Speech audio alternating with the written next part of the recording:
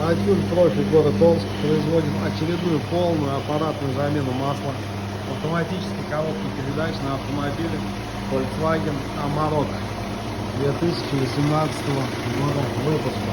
Пробег на данном автомобиле составляет 112 тысяч километров. Масло меняется впервые.